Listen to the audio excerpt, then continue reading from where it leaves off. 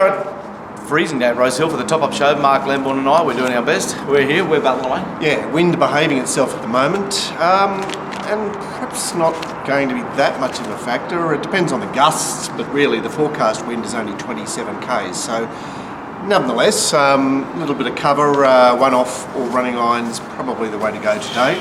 The meeting has been left mainly intact. Oh yeah, 3 scratchings overnight. And 35 years since the missile stakes of the flag start, where it was run 2 weeks earlier and it was on a bog. They ran 1:10 for the race. Oh, did they really? Yeah. 1100 metres it was back then. I was here, I was a youngster running around and I remember thinking, how exciting is racing? They can just do something so different like that. Radical. Yeah, and I was 22 or something and I loved every minute of the race. I loved it. Talk about that more about on Monday because a good man Juppy wants to know more. At the task ahead, Rosehill race 1, 1400 metres. Not much, in fact nothing really happening in the market. A trickle of money for Sedgemoor, which I know it's got Gordo's boyfriend on board, but it's hard to like. Any additional thoughts here, Glenn? Again, a mounting out mile race for me, but I'm still interested a lot in Wimmera. As I left my machine, I see there's 1500 waiting there to be put on it at the 5:30. So it's going to be solid. It's solid. Yeah. Well, it's got the lead up form. And we'll have a good look at Adana because I think it's a nice horse. Yeah. And, can you back Waller first up? I've struggled with Waller first up. Look, it's got a chance. If you want to win with Waller, back him off a win. That's the G Pollitt Pearl. And I've learned that I'm a good man in the ring, and he said every time a Waller horse wins, I back it next start and I make a good profit. There's one in today, Matawi, it's Waller off a win. Yeah. Later on. It's hard to like. But if you just do the same thing all the time. Well, here's another horse that's Waller off 3 straight wins. Hope Beyond Her remains solidly odds on there in race 2. A little bit of money for Connemara, I'm surprised about that, and Charlene the Blower in the race. Yeah, I did have a thought when we did the preview show yesterday that, Tanico's Rosehill credential last start could be a bit dangerous here. I mean, I wonder if they're too far apart. I don't. I think favourite win, Waller off a win, Tanico getting 1200. It's a different world to 1000, 1100. I learned that off you. Yeah. It is at least coming off an 1100 metre run here, and it does seem to be a dry tracker. Race 3, the highway, which was inscrutable, still is, because Isadora Twinkle is the firmer. The 7-year-old mare is into 5.5. Started 50s in the lead up there 2 weeks ago, and it was a touch unlucky, but had the sort of bias in her favour. Yeah.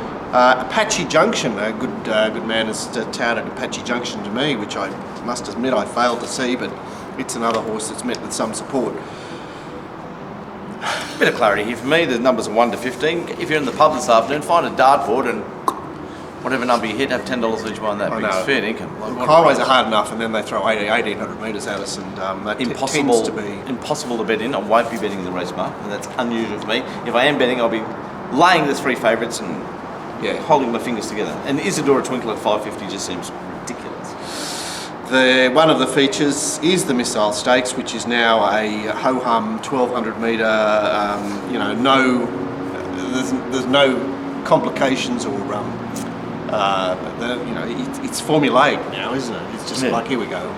Where's Winks? Oh, Winks isn't here. Shit. Yeah. Not that she ever ran in this race, but Alizé is the pronounced favourite. Looks to be going nowhere. No one will step against her, which is sort of understandable, although... Really looking forward to the mounting up male. I really enjoy watching Lorraine when he comes back. I'm looking to see how Vega Days come back. It's only had the 1 prep. I know, 1 prep. 1 prep, so it'd just be so interesting to see as a horse, but expect Alizé to get the job done there. It's a very suitable race for her, and she did carry the Dark Prince for the first half of her career. There he is. The other feature, the 1100 metre, sort of kicking off towards the Golden Rose. Superium, your horse, Glenn, is the firmer into 850. I wasn't surprised. And Anaheed the Blower. I know, there was a bit of discussion about this race. It's a cracking race because there's different form lines everywhere. Cracking race for me from mounting up male perspective. Wouldn't know what my top 3 numbers are going to be. Fair dinkum, wouldn't know. Need to watch them parade. I won't be making a move until I see them parade. Yeah, and obviously the fillies with the standard sort of the bog standard 2-year-old filly classic stuff probably going to be opposed to Theory and a Heat, certainly with the monster weight. Race 6, Valentino Rossa, one of yours. You've been betting last night, have you? I'm always betting mate. I'm so sick. Not on this program you weren't, but Valentino Rossa is the firmer in what's pretty scuzzy affair. Very scuzzy affair. Yeah, one of my better bets on the day, Sweet Deal, but it's sort of, I've stitched it together. Yeah, I think the last stitch you saw was Nash, and you said that'll do me. Let's move on. I've got nothing to add there. 2,000 metre race is, I think, one of the best betting races on the card because we do have a horse that's set itself up quite well, but it's David Payne, $3.50.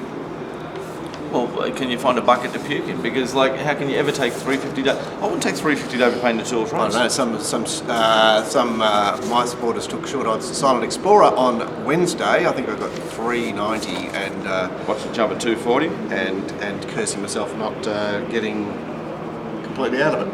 Anyway, that's another David Payne horse that went down. Potted a bit there from Manning Vale. It did not walk properly. It did sweat ass one. It did a few things wrong. There you go. How do you breathe without it? So, look, there's a lot of interesting horses in this staying race. Horses that are seeking form that we had good opinions of previously. You've got down Love Easily as a wetty, but there's Nahuel, who's had limited opportunity, and Gayatri, who hasn't been there yet, and Desert Path, the Dark Prince, on the Dark Prince. Yeah, and being at knockout odds, he could do a strike rock here, the old Dark Prince. And you got the Gaybots up in the van there, dueling. It promises to be a fascinating race. Baker with a knockout chance, Missy Bell over 10-1 there. It's a betting race. It's a betting race, and again, maybe another one for the pub with the dartboard. Now, here's the penultimate is going to see a lot of fours and against Black Magnum. It's just shaping as one of those. There was 4,000 matched on the fair as I left home, and that's doesn't often happen that early. I'm so greyed up because I just think this is such a moral, and I don't understand why no one else sees it. I text Stewie Davidson, I said this will be odds on, and he said, well, I haven't got odds on. Well, okay. Did he tell you what price he had it, or was he hard against it? No, he didn't say that. Yeah, just I think he likes the horse. Yeah, okay. But you're not odds on. No, but I tried hard. I'm 5-4 and tried very hard. Dawn is the firmer. One of those first up sort of, people go looking for these sorts of horses. I suppose the Rosehill lead up 2 weeks ago, where Oxford Tycoon went around half pace all the way round.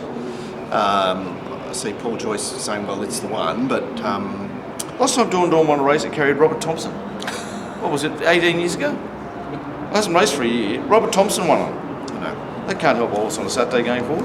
Look, this is the great measure of Black Magnum, who's returned devastatingly and goes probably not to 1,200 for the first time, but it's been to 1,200 on the acting track and been beaten.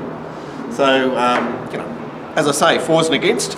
You're 4, I'm 4, Gord's 4. We'll see what transpires. Complete moral. Last race, little bit of resistance to the first 2 picks, Cinque Day and Oneness. By Sea, best for overnight firmer, who her wheels were spinning there on the slow lane first up. Are we at Maria? What? By Sea. This is a crap race. This. Look, we did a preview show in your absence at Coffs Harbour when Cinque Day was going to go around in the mile race, you recall, 10 days ago, and there was a lot of talk about Cinque Day and the fact that he might have come to the end of his prep, that that he perhaps shot his bolt. So whilst it's his race to lose, very hard to beat, guys. 2 easy numbers in the last leg of your quaddie there. You go boom, boom, try and get the first 2 legs. All right, get a lot of racing talk every week, 4 shows. Not only that, you get more than racing talk. You get some of the best observations around anywhere, and added to that, you get my sets for every Sydney Metro meeting. You get Mounting Yard mail delivered to your phone 5 minutes before every race. Our club costs $22 a week. The first 2 weeks are free. Just come and have a look, and if you don't like it, you don't have to go on with it. Exactly, and it's got a good community behind us too, all punters. See you there.